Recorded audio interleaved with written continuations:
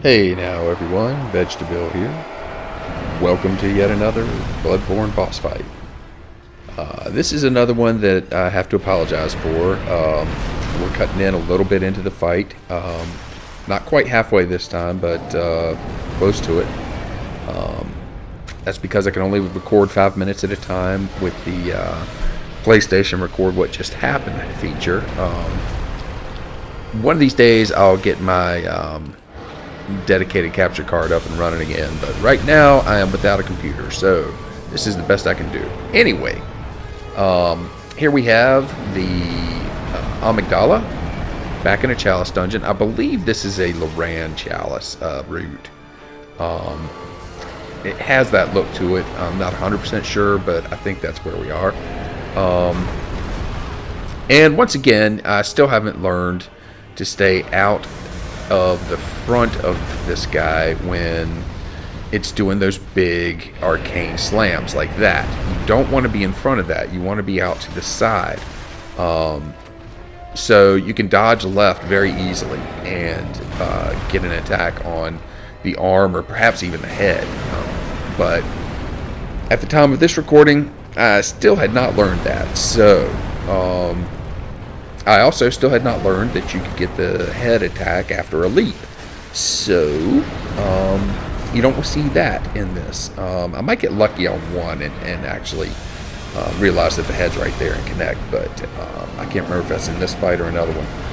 Anyway, we're almost to the point where Amygdala rips its arms off. And it's at that point where the battle gets a little bit tougher.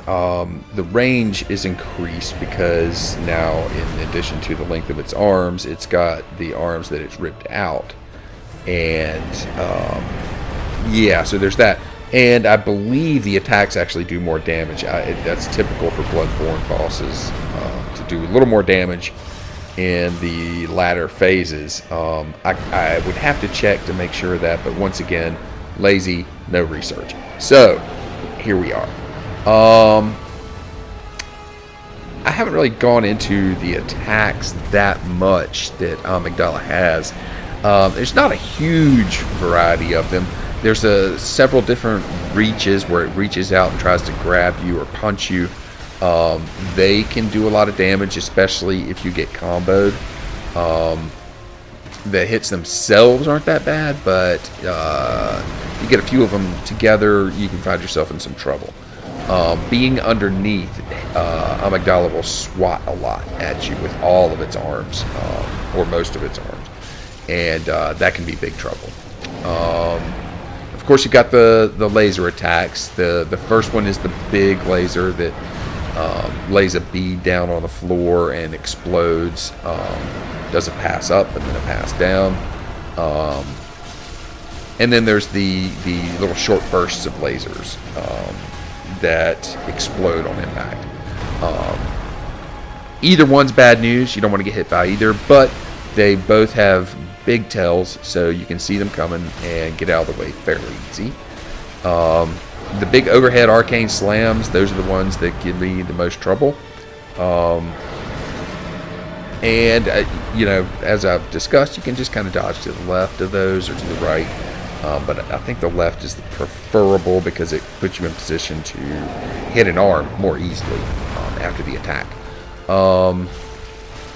The leap, the big leap, you don't want to be hit by it, obviously. But what people will tend to do is try to run away, and they get hit that way.